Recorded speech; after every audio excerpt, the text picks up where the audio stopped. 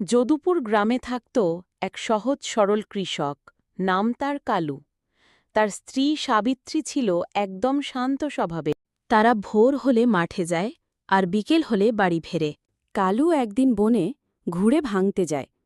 হঠাৎ সে শুনতে পায় একটি বানরের কান্না।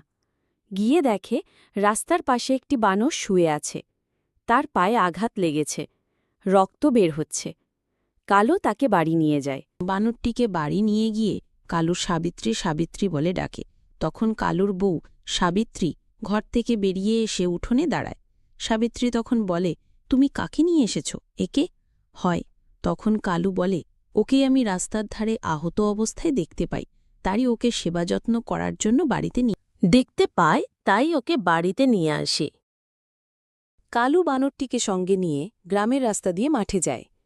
এক জায়গাতে কালু আর বানরটি বসে গল্প করছিল।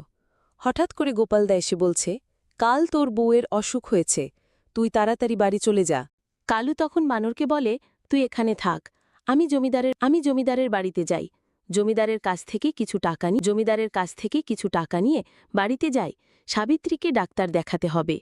তখন কালু নিজের বাবু বলে ডাকতে থাকে, আমার তো কিছু টাকা দাও। তখন সাবিত্রী বলে যে বিপদের সময় বানরটি আমাদের সঙ্গে